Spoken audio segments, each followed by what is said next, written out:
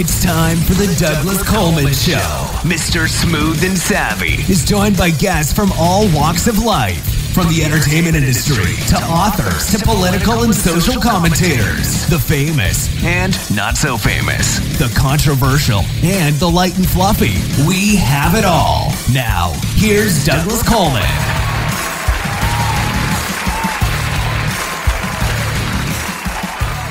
Well, hello there. Heidi, howdy, ho there. Welcome to the Douglas Coleman Show. It's me, Douglas Coleman. How are you? How are you? Nice to have you with us. J.D. Shapiro is with us today. J.D. is an award-winning screenwriter, author, and director, and a stand-up comedian. He wrote the classic Mel Brooks film, Robin Hood Men in Tights, and he also wrote the most notable film, Battlefield Earth. Aside from those very impressive credentials, he also was great friends and a work associate from 2002 to 2017 with the late great Stan Lee of Marvel Comics. And he's written a book called Think Like a Man, The Only Guide You'll Ever Need, which will be coming out sometime soon in 2019. Before we get to JD, we've got our complete radio promo playlist. We've got 2 tracks on that. Partir by Kathy Varna and Cold Brew Coffee by Yajur Music, Y-A-J-U-R. Those will be up, then the interview with JD, and then we've got our Music Submit playlist. 2 tracks on that. The Dance at Dawn by Nick Justice and Yours for Life by Wen Tilly. So without further ado, here is Partir by Kathy Varna and then Cold Brew Coffee by Yajur Music.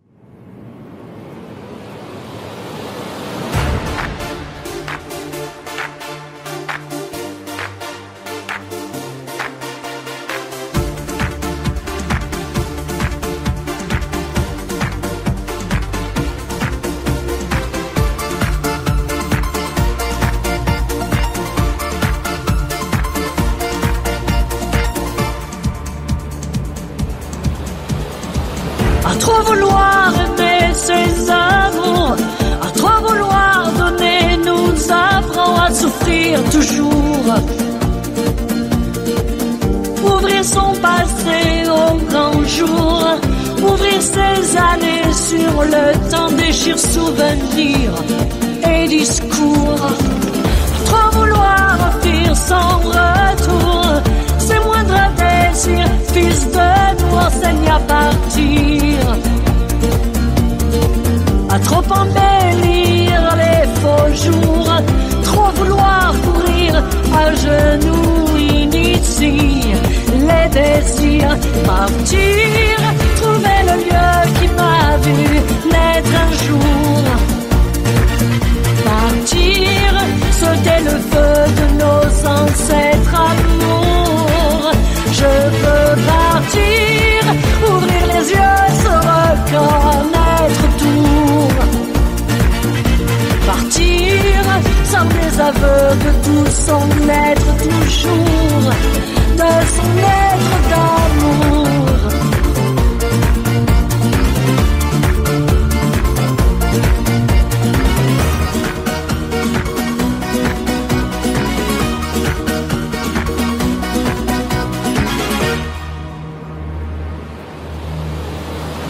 Trop partager son bonheur, on se fait voler dans son cœur, son âme, ses pleurs. À trop adorer les trompeurs, on se fait brûler sur nos peurs. Drame des rêveurs, à trop épouser les rôdeurs, on se fait noyer aux vapeurs de flammes sans fleurs. À trop se livrer aux fureurs du corps affamé, on se meurt sous la lame du tueur, Partir, trouver le lieu qui m'a vu naître un jour. Partir, sauter le feu de nos ancêtres amours. Je veux partir, ouvrir les yeux, se reconnaître pour partir.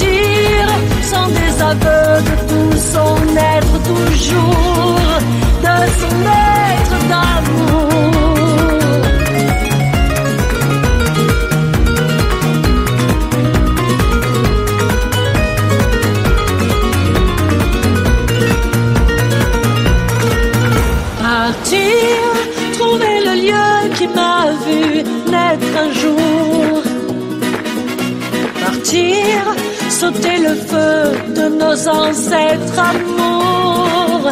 Je veux partir, ouvrir les yeux, se reconnaître pour partir, sans des aveux de tout son être toujours. Je veux partir, trouver le lieu qui m'a vu naître un jour. Partir, sans des aveux de tout son être toujours. De son être d'amour.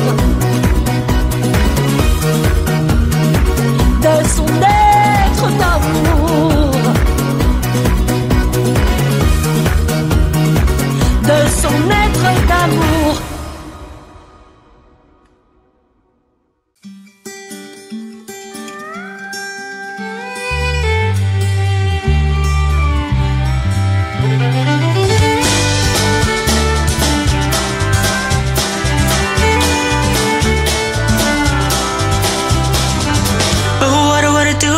Just one last time. I just wanna be the one to bring it back. I can see you're worried if I'll be alright.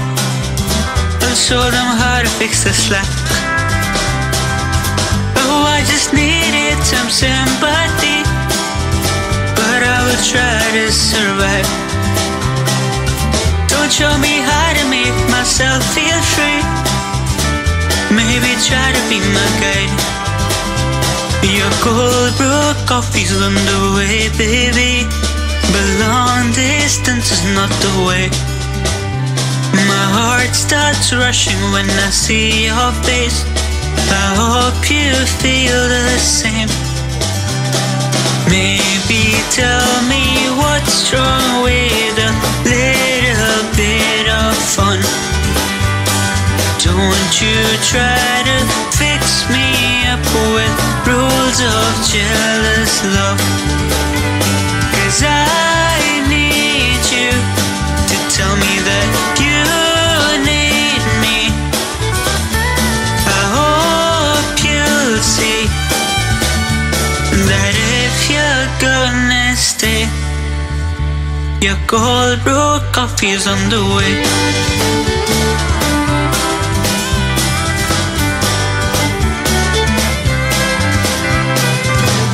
Why is fighting always a crime? Why do we always play along? What if our arguments bring a smile and help me sing and write the song? What if we never spoke of time? What if you left it in the air? And the fact that I made you cry won't change the fact that I still care. Your cold brew coffee's on the way, baby, but long distance is not the way. My heart starts rushing when I see your face. I hope you feel the same. Maybe tell me what's wrong with a little bit of fun. Don't you try to fix me up with rules of jealous love. 'Cause I need you to tell me that you need me. I hope you'll see that if you're gonna stay, your cold brew coffee's on the way.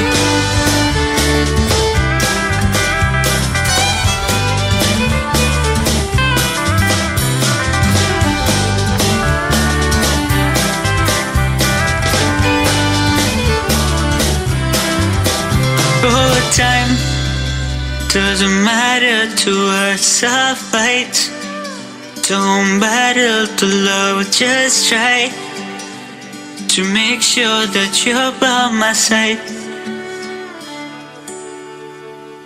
Your cold brew coffee's on the way, baby, but long distance is not the way. My heart starts rushing when I see your face. I hope you feel the same. Baby, tell me what's wrong with a little bit of fun. Don't you try to fix me up with rules of jealous love. 'Cause I need you to tell me that you need me.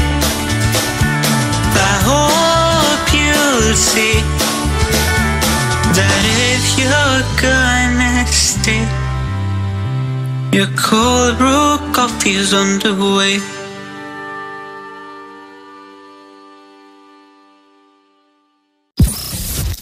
You're listening to Mr. Smooth and Savvy right here on the Douglas Coleman Show. We'll be right back after these commercial messages. The Douglas Coleman Show is now offering a complete radio promotional package for music artists. Your track will air 28 times a week for 1 month over all of our online and terrestrial platforms, as well as permanently archive on Spreaker, iTunes and many other sites. Your profile will also be featured in our featured music artists page on our website. With this package, you will also get a 15-minute interview on our show to promote your latest single, EP, LP or upcoming gig. Similar packages like this can run hundreds of dollars and often are subscription-based. Our package is a one-time fee of just $49.99. Please go to douglascolemanmusic.com/CRPP. That's douglascolemanmusic.com/CRPP for complete details. Let's work together to get your music heard. DJC Music and DJC Productions are pleased to announce a brand new website. We have started a listing website for radio show hosts as well as potential show guests. This is a meeting site where hosts and guests can come together. Show hosts can list their show and types of guests they're interested in booking. Potential guests can list their talents, bio, accomplishments, or anything they feel makes them an interesting radio show guest. There are no recurrent payments, only a one-time $5 listing fee. Your listing will stay up until you decide to cancel. Previous guests of The Douglas Coleman Show are welcome to submit their guest listing free of charge. Go to radiohostsandguests.com. That's radiohostsandguests.com. Tired of living in a culture of lies, fake news, and alternative facts? The Pro-Truth Pledge reverses the tide of lies by calling on politicians, and everyone else, to commit to truth-oriented behaviors. The pledge asks signees to commit to 12 behaviors that research in behavioral science shows lead to truthfulness, such as clarifying one's opinions and the facts, citing one's sources, and celebrating people who update their beliefs toward the truth. Private citizens who sign the pledge get the benefit of contributing to a more truth-oriented society. Public figures get more substantive rewards for signing the pledge in the form of positive media and public recognition. The pledge crowdsources the truth by asking volunteers to evaluate the statements of public figures who sign the pledge. Take the pledge, demand that your elected representatives do so, and encourage your friends to take it at protruthpledge.org. And now... Hey, Rocky, watch me pull a rabbit out of my hat. Again? Nothing up my sleeve. Presto! Ooh, don't know my own strength. Now here's something we hope you'll really like. Okay, please welcome to the Douglas Coleman Show, J.D. Shapiro. Hi, J.D. How are you? Hey, Douglas. It's really great to talk to you. I'm doing very well. Thank you. Well, thank you for coming on the show. Appreciate it. We got lots to get to. You've had a pretty exciting career so far in your life. I did want to just start with one thing that I thought was sort of funny. John Morgan, my producer who handles most of the emails, he sent me over earlier the email chain that you guys had, I guess, yesterday? Last night, yeah. Last night, okay. And one of the questions on there from you was, it said, can I swear? And, and you know, I guess he said, well, no, because we're on terrestrial, so please try to avoid that. But it reminded me of a funny story. If you don't mind, I'll just tell you real quick. There was an interview I watched a while back with Tony Iommi. You know who he is? Yeah. And they were invited to play at the Queen's Jubilee concert. This was a number of years ago. And I guess while they were backstage, one of the producers of the BBC came and said, you know, this is going to be a live broadcast and the Queen's watching. This is in honor of her Jubilee. So Ozzy, please don't swear because, you know, the Queen's going to be watching and it wouldn't be right. And Ozzy was like, yep, right. Okay, got it. So for the next 30 minutes backstage, Ozzy was practicing not swearing. And apparently he was having all kinds of problems. Like he would just stumble through this because he is notorious for dropping the F-bomb and the MF bomb, you know, when he's trying to get the audience going and stuff. And that's sort of his signature. So for him to not swear took like a half an hour worth of practice in the back room. And Tony was just, he was just dying. He was just laughing his butt off watching Ozzy practicing not swearing. But in the end, you know, he didn't swear for the performance, so it was all good.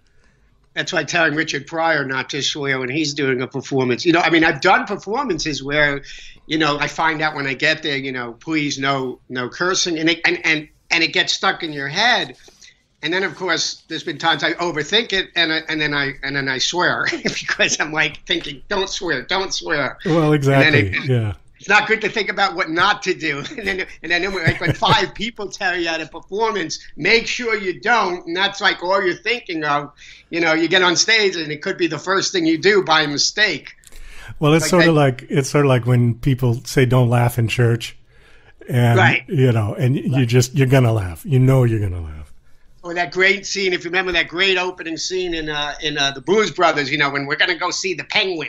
And they keep swearing. It's the nun, and they keep swearing, and she keeps hitting him with the ruler. It's just such a great scene. Yeah, that is funny. Oh, that's good. So anyways, I wanted to start just with the first line on your bio. And I have a feeling I know what it's a reference to, but I just want to ask you anyways. It says, J.D. Shapiro is an award-winning writer, director, and stand-up comedian. Most of these awards are great. One, not so much. Now, I'm assuming that the Not So Much Award was something from Battlefield Earth. Is that correct? That would be absolutely correct. Okay. Not so much is putting it mildly, I guess. Yeah, we won. Well, Battlefield Earth won the worst movie won many worst performances, whatever the year it came out. But it also won, 10 years later, it won the worst movie of the decade. And so I decided to go and talk. I mean, part of it was, if anyone wants to Google me and Battlefield Earth, I would see I actually wrote an article on what happened and how a movie can become a train wreck, or as I like to say, it's not actually a train wreck. That's not fair to train wrecks because people actually want to watch a train wreck. But yeah, that was the one. I did not get to complete the project. I had a very different vision of the story and the characters than the studio ultimately had, and I said I wouldn't make the changes, and so I was fired and someone else was brought on. But yes, I'm a proud recipient of the Razzie Award, and it happened to be the same year that Sandra Bullock won her Razzie Award. But she also won an Oscar that year. I didn't get an Oscar. I just got the Razzie. I think if one wins an Oscar, it can sort of trump the Razzie Award, perhaps, yeah? Just a little bit. Yeah. And she was great. She showed. Most people above the line people have won have never showed up. Halle Berry might have been the first, and then Sandra Bullock and I there might have been one other person. I can't remember, but yeah. Yeah, but you know, it's a weird thing because it's not even like a movie that's so bad it's good. It's so bad it's bad. I mean, it's just, I've never even seen the whole movie. I can't sit through it. Well, I've never seen it, but I'm trying to figure out what was it that was just so bad about it. So okay, so the way it worked is the studio hired me to write the screenplay. I had a take on the movie. The whole Scientology story is a very long story. I'm not a Scientologist. I actually went there because I was friends with an ex-girlfriend, and her sister said, "Oh, you should check it out, Celebrity Center." And I was like, "Yeah, no, that's not my thing." And then I read an article that Celebrity Center was a great place to meet women and, have fun. And I went, all right. So I called up. I said, "Hey, I want to go to Celebrity Center." And she goes, "Oh, you're interested in Scientology?" I go, "No, I'm interested in women." So I went there. I met the president. They told me they had all these books. I was ignorant of L. Ron Hubbard's fiction work other than Dianetics. And so anyway, Battlefield Earth, and I'm a huge sci-fi fan, and I thought it could become a movie. I was told John Travolta had been interested in doing it for years. So first I met with John and told him my take, which he loved. And then I had my studio meeting. And 24 hours later, they said, "Yeah, we're gonna do this." It took about a year to make the deal. Actually, it was just a long process because I was stubborn and they were stubborn. And then once I wrote the first draft, John called me up and said, "Can we please go to dinner tonight? I love this. This is amazing." And I said, "Yeah, I have plans with my girlfriend. I can't make it." And my girlfriend was like, "Are you crazy?" At the time, John was, at the top of his game. She's like, "Just go have dinner with the guy. What's to tell you how much he loves your script?" I'm like, "All right." So he called it the Schindler List of sci-fis. Now, if you see the movie, you would think John was insane. But what was fascinating about that comment is before I wrote the script, I kind of hooked into the whole Nazi regime and what was going on. So I probably watched like 20 hours of documentaries and then the original Planet of the Apes. So it was a very, very different script that I wrote. And then ultimately, I'm hearing, it's great. We're getting it, we've got interest from Oliver Stone. We've got interest from John Woo. I'm thinking, this is going to be a $120 million movie, blah, blah, blah. And then I got notes from the studio, and I called up the head of the studio, Mike Marcus, and I said, is this a joke? He goes, "No." And I'm like, "Well, I can't." I said 90% in his notes will kill the movie. I said, "You know me, I won't do them. Some writers will. They're called pencils, but that's not me. That's not a lot of writers in LA. A lot of really good writers. Not that I'm putting myself in that category. But anyway, so I was fired, and then it kind of disappeared. And then 2 years later, I got a phone call from a very good friend of mine who passed away way too early, Joe DeMarco, who was the second in command at Fox Searchlight. But because he was the head of business affairs, he oversaw everything. And he said to me, "Hey, I didn't want to tell you, but Chernin was thinking about making Battlefield Earth. He loved your script, but he didn't want to deal with the whole Scientology issue." And that's when it went independent. And that's when it went to the other script. And that's when I went to the Razzies. Okay. Now, of course, I'm going to have to go watch it. I'm sure it's out there somewhere, yeah? If you can make it past 3 minutes, you'll win an award. I'll send you, if you do watch some of it, if you want, I'll send you my original script because you'll see it's just so completely different. Oh, yeah, that would be cool. I'd like to do the comparison. Other movies have come out in the past that were just really reviewed awfully and just had terrible comments. People say, "Oh, worst movie ever." Like Waterworld was one, and Ishtar was another one. And I actually liked Ishtar. I watched that and I thought, "Oh, this is all right." I liked Ishtar too. It cracked me. The whole thing just made me laugh. Yeah, it was funny, And being a musician, there was a really funny scene where they're playing in that cafe, and it's right at that tense, emotional moment of the song, and the busboy comes out and just drops all the dishes, and it just totally breaks the moment. I've had that happen.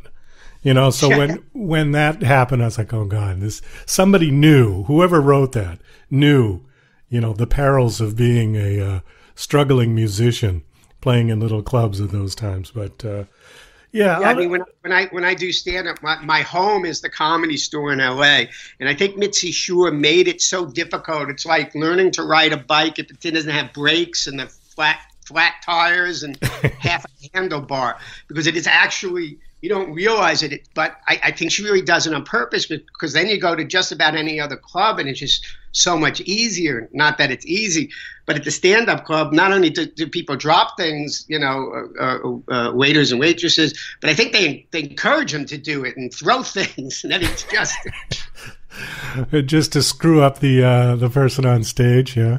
But I've always been jealous of you as a musician, because you get to put out a tip hat. You don't do that as I don't have a piano. I can have a tip jar. I know you get nothing in the small clubs. You get a little taste sometimes, other times, but no tip jars. I've never seen a comedian, unless they're on the doing street work, with a tip jar.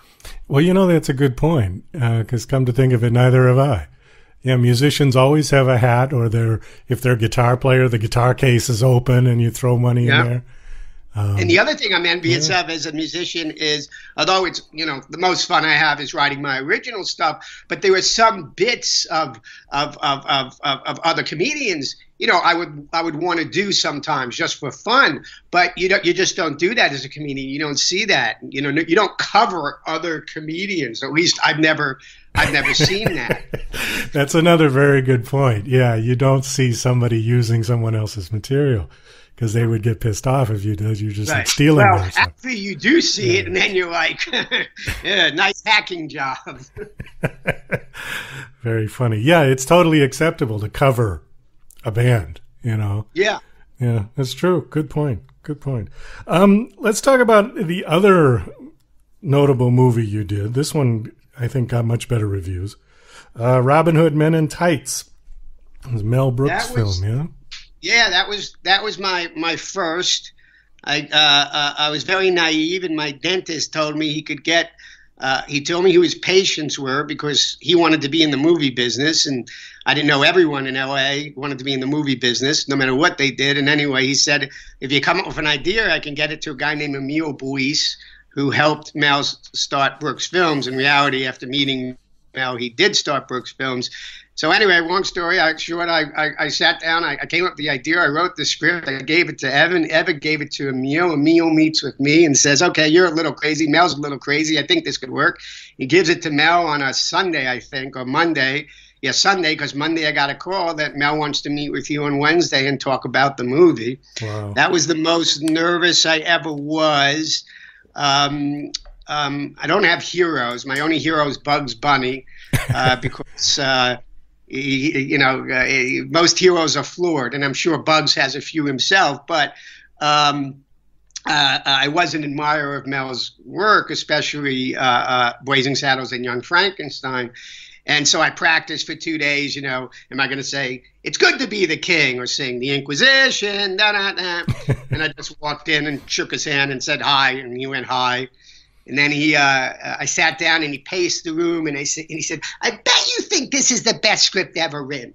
I bet you think this is the best effing script ever written in the entire world. And I said to Mel, well, I reread it before I came here, and I still think it needs a little bit of work. And he went, how much work? How much work do you think it needs before it becomes a shooting draft? How much work? I said, 20, 25%. He went, that's right, but that's still a lot of work. So I'm not sure. And then he said, if I could do anything I want with this, what would it be? And I said, anything? He said, anything. I said, well, I direct it, you produce it.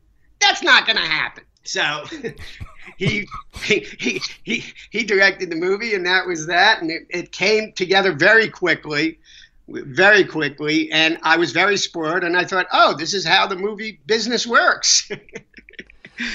Later to learn on my next script sale, which was to Warner Brothers, when the producer pulled me aside and said, that out of everything we buy, we make about 5%. And I was like, what? So, Men in Tights was my first. So that was just strictly, I was going to ask you how you got to that point, because to write a script and have your first script be done by Mel Brooks is pretty impressive. I should quantify. It wasn't my first script. I'd written several that I kind of used as practice, and actually one of them got me my first paying job very shortly when I got to LA, and I was very excited. I got $500 up front and $500 on delivery of the script, and that the movie was made, I'd get another $9,000 That didn't happen. I don't even remember the producer's name, and I think we met. His office was the trunk of his car. But that was, and I'd written some other scripts I didn't feel was ready, but that was my first one that I really went out with, and yeah, it was. I just happened to tap into a theme that Mel loved. I didn't know he'd actually done a show prior that didn't last very long, 6 or 7 episodes, that dealt with Robin Hood. So I tapped on something that he loved, and I just hit it at the right time. And I was lucky to go to my dentist. So, yeah, I looked up Mel. He's still alive. I didn't know that. I didn't know he was still with us. Mel's dying. Actually, my friend ran into him in a play that that Max, his son's wife, is doing, because my friend's a theater producer. And he went up to Mel and he said, my friend, oh, JD, I love him. Please give him my love. He's 92. Wow. Which is young to me now, because I had been working. I don't know if you knew this. I've been working with Stan Lee, creating superhero content since about 2002 to right before Joni, his wife, passed away, and Stan was about to be 97. So, age now to me is, at a certain age, when you're kids, 30 looks old. Now, 90 doesn't look so old anymore, especially if you'd ever met Stan and you're sure what great shape he was in. I mean, he New Yorkers walk fast. He walked faster than any New Yorker I ever knew, and at times he'd forget things. Like, I think every 3 weeks he'd say to me, "Jakey, I loved your movie, We Married Margot. It was so funny." And he'd already, oh, thank you, Stan, but he'd already told me that like 18 times. So there was some memory loss. But other than that, I mean, really was in great shape. And Mel, at 92 is looking good. So how did you get involved with Stan Lee? I want to hear that story. So there was an idea a friend of mine pitched me that I changed about mascots becoming superheroes. And I never liked the mascot aspect of the NFL because they really didn't have them. So I kind of changed it into this whole thing. We went around, tried to set it up. Nothing happened. 2 years later, a manager that he was with said, I can get you to Stan Lee. It's like, well, great. So met with Stan. I pitched him and his partner at POW Entertainment the idea. And Tony, my partner on it, stood there like, blank the whole time. And it went great. And they're like, we love this idea. We love the whole idea of empowering people and teamwork and all that. And then at the end, Tony just said, like, Stan, I have to tell you, I have all your comic books, and I love you and what you've done. So I took a beat and I just said, don't worry, we'll get a restraining order on him that he can't come within 100 miles of you. And Stan laughed. And so, then we came in, we talking about it later, a little bit later, and Stan said, yeah, I want to do this. Let's make the deal. And we're at the elevator going to a meeting. It's myself, Stan, and Tony, and we hadn't had the deal yet. And Stan said the other day he wasn't feeling great. He had a little bit of cold. And I said to Stan, I took a chair, I don't know, it popped into my set. I said, well, Stan, if anything happens to you and you die, I'm going to weekend at Bernie's you. Oh, Tony was horrified. Stan burst out laughing, and the whole downtown the elevator, he's slapping me on the back. Jakey, that's so funny, Jakey. And we kind of bonded on, I think that was the moment we bonded, and then we made the deal. Because you worked with him for a long time, yeah? I mean, yeah, we were working on a lot of different superhero content, first for the NFL, then the NHL, possibly there's a Stan Lee superhero store, kind of like a Build-A-Bear that we want to do. I'll just say we had some management problems. Stan and I dealt with the creative, and other people dealt with the financial stuff, and there were some issues that went on with the financial stuff that unfortunately hurt us getting certain things going.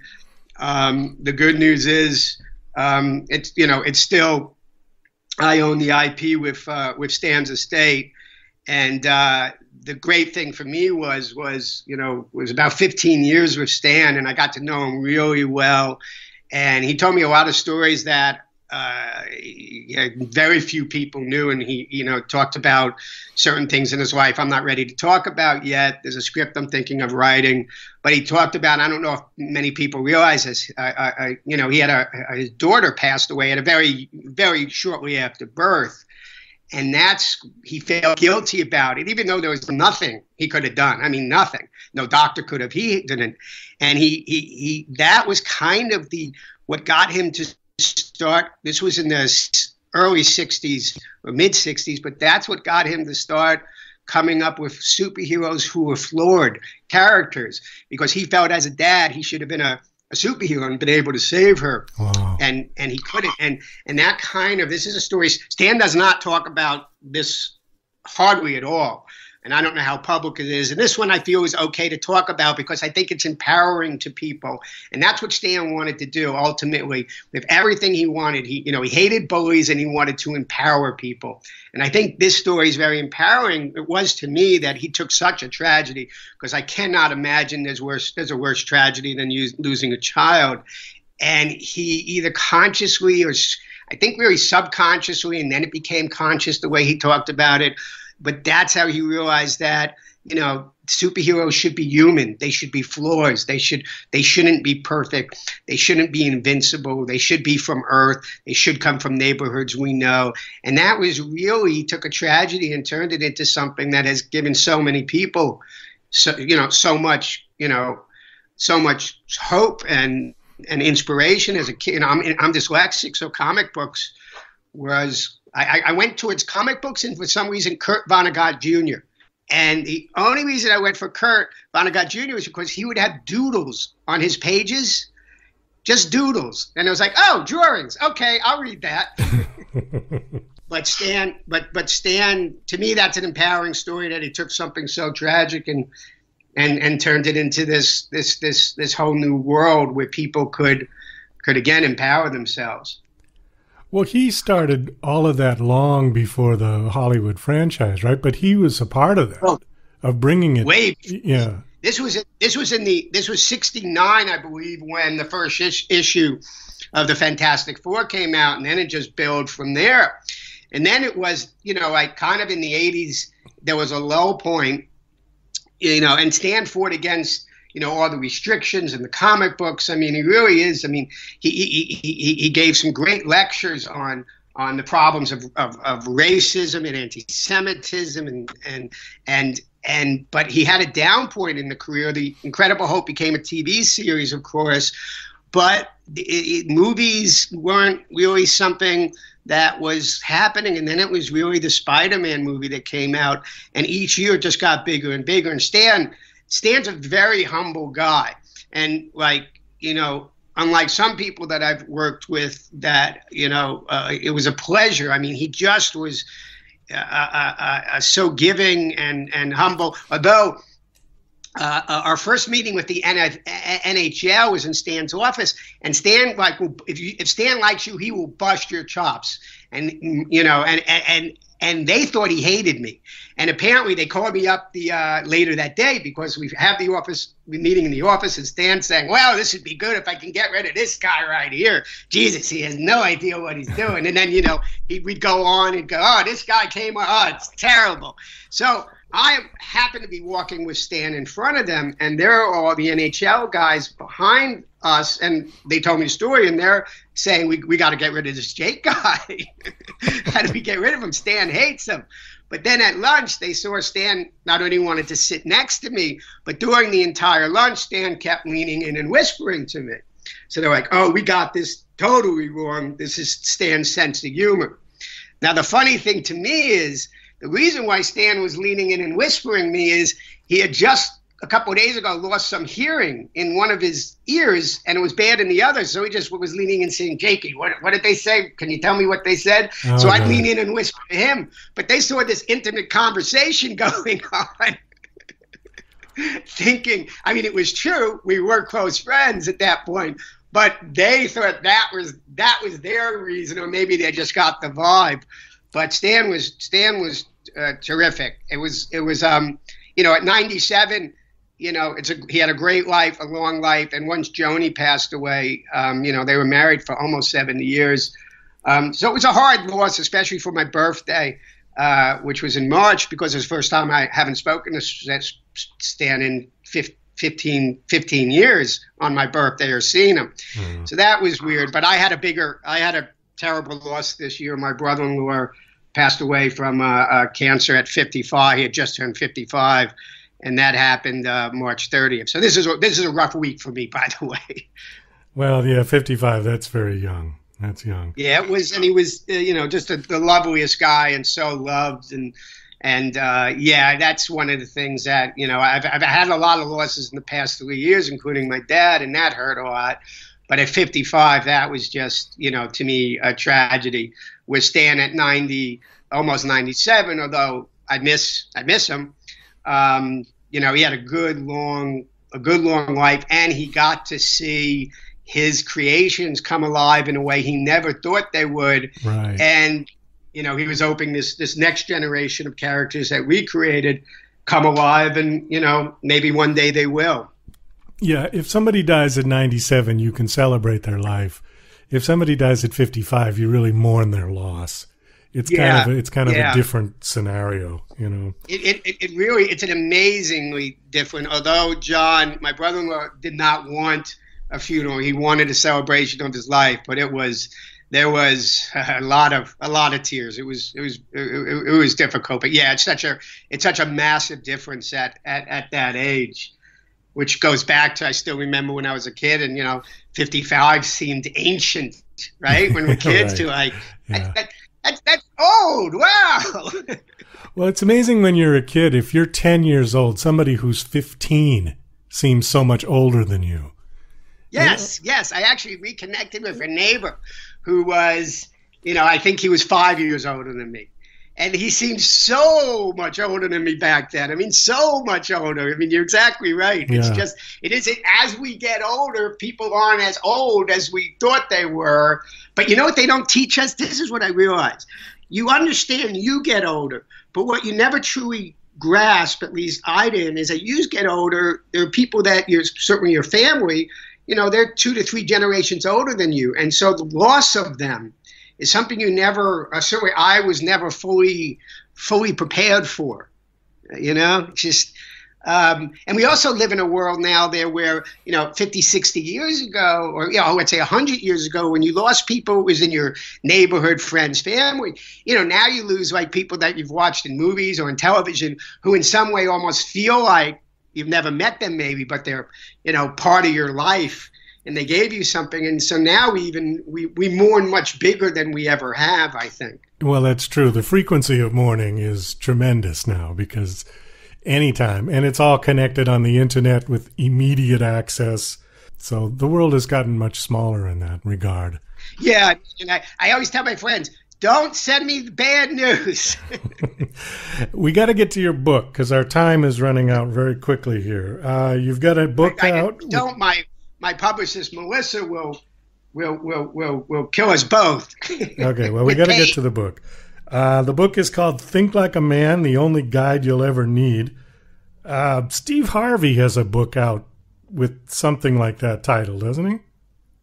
Yeah, and this was a discussion, because it was like, do we change the title? And the publisher and Melissa and other people were like, no, keep it, because you have the only guide you'll ever need. So, hopefully people won't get confused, or better yet, they will get confused and buy my book thinking it's Steve Harvey's book. All right, so what's your book about? Right, not the worst mistake in the world. Oh, and I need to say, the book is coming out in June 28th officially, but if you follow me on Facebook or Instagram, and I'm under Real JD Shapiro, because I guess there's fake ones out there, so it's Real JD Shapiro, and you can pre-order the book. The book was about, I was writing in my journal about what type of woman I'd want to date, and then I realized I had a guide for women, a manual, if you will, how men think. And so I wanted to write a book that was that was more controversial than probably it will be, more polarizing, because I am not politically correct in it at all, and I don't make excuses for it, because I talk about that I don't care how much the PC police try and say that men and women are the same. No, we're different. Neither one is someone's coming to my house. Neither one is better than the other. But we're different, and I wanted to write it so women can understand men in a way and manipulate a man. And when I say manipulate, I don't mean in a bad way.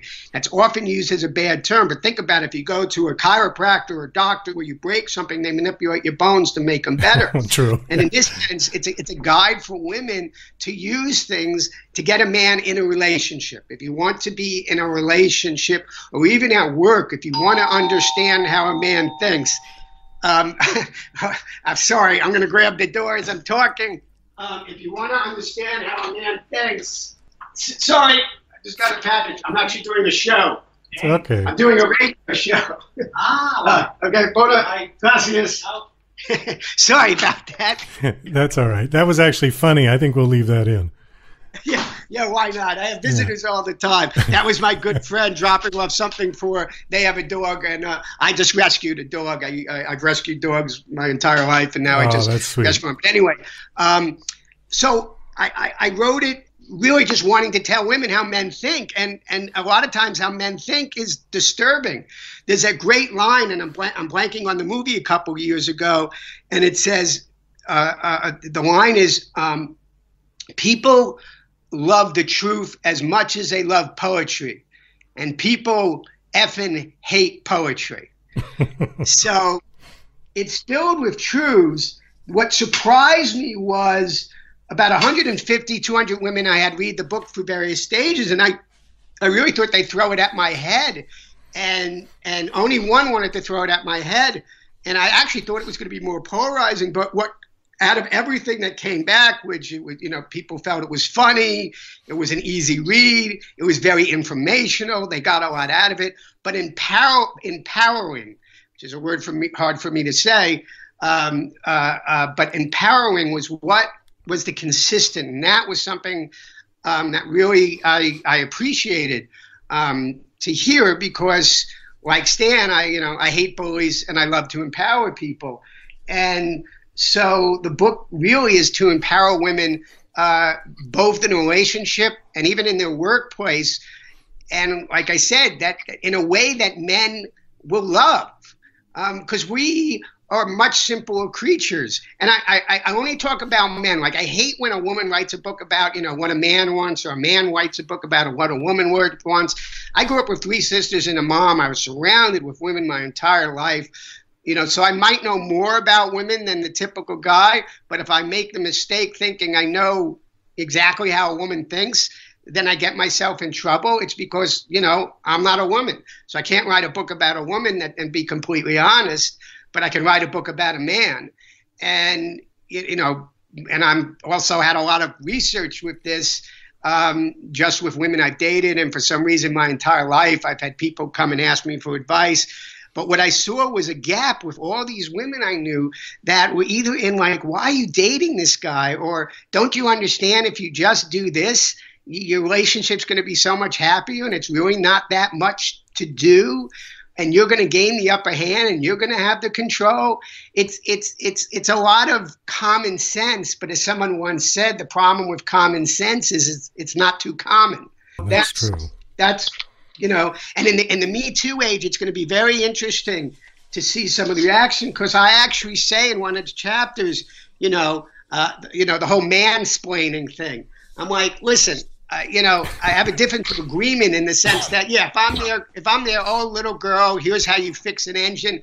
Melissa can fix an engine better than I can in a car. It's not about that, but I do say that most women truly don't understand how a man thinks. I am constantly, I don't know why, surprised at questions like, my friends will come to me and, she'll say, why did he do this? Or what is this? And I'm like, really? This is so simple. So I wanted a manual, the ultimate guide that a woman could have, because once you understand something in anything that you do, you have the upper hand. So it's also a dangerous book if a woman wants to manipulate a man in a bad way. And some of my male friends were a little worried, and then they read the book, and they actually really loved it and gave it either to their wives or girlfriends. So I'm actually shocked by the response I got from women, but very encouraged that the empowerment part of it was something that just kept coming up and up and up. All right. Well, the book is called Think Like a Man, The Only Guide You'll Ever Need. And it's coming out, you said June 28th is the launch? June 28th. And if you follow me on Facebook or Instagram under Real JD Shapiro, you can pre-order it now. All right. Super. JD, we got to wrap. Thank you so much for coming on. This was a lot of fun talking to you. Best of luck with the book. I hope it does well. It sounds like it's the owner's manual for the male animal for women, yeah? Exactly. Yeah. Exactly. That's probably a better title. See, there you go. We talked for less than 40 minutes, and you just came up with a better title. All right. Well, take care. Thank you for having me on the show, and good luck with all the music. I hear you're working with Stuart Epps, who I know of, and that's quite impressive. Oh, thank you very much. Thanks. You're listening to Mr. Smooth and Savvy right here on The Douglas Coleman Show. We'll be right back after these commercial messages. Hi there, this is Stuart Epps, record producer. This is my story about Elton John, working with him in those early years, going back to 1967 at Dick James, all the amazing tours, those first recordings, going through to Rocket Records. And it's an amazing story about his incredible rise to stardom and my part in that. So look forward to taking you on that journey. So here we go. Yeah, and to order this great audio CD, please just email me at stuartepps@talk21.com. That's Stuart, Stuart, Epps, EPPS, at talk, TALK, 21 in figures.com. Stuart Epps at talk21.com. Email me and I'll give you all the details for buying this brilliant audio disc. Thank you. Bye. Are you an independent musician? How would you like to have your songs played on hundreds of radio stations just like the one you're listening to right now? Join MusicSubmit.com and we'll promote your music to radio stations and blogs in your genre. It's free to set up your account, and we guarantee your music will be considered for airplay by radio stations worldwide. Why not sign up today? It's free. MusicSubmit.com. Radio promotion for indie musicians.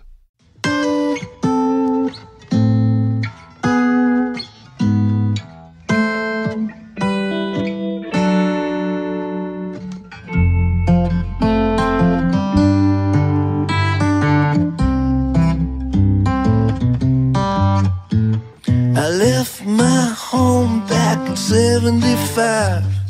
Band of gypsies by my side. Fortune never shined its light on me. No prospects ever came my way. Till I met you, I never wanted to stay. This hard luck kid made his lonely heart.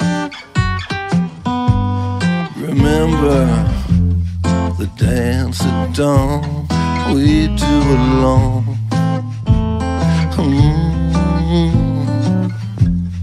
The dance at dawn we do alone.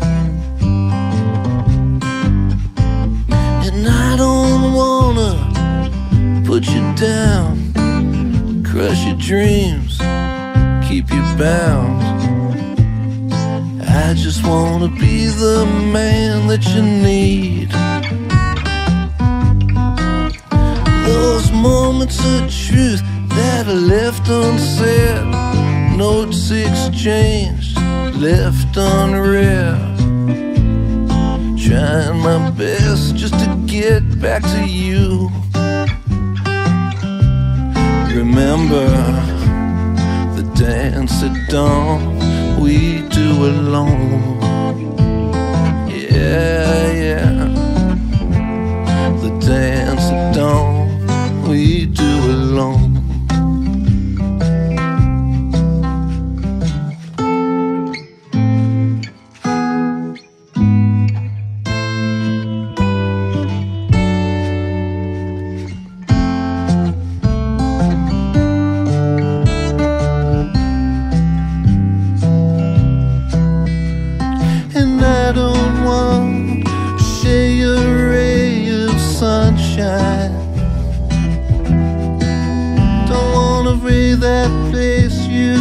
or two in your head. And I know you never, ever wanted to hurt me. You just knew what you wanted, and it wasn't me.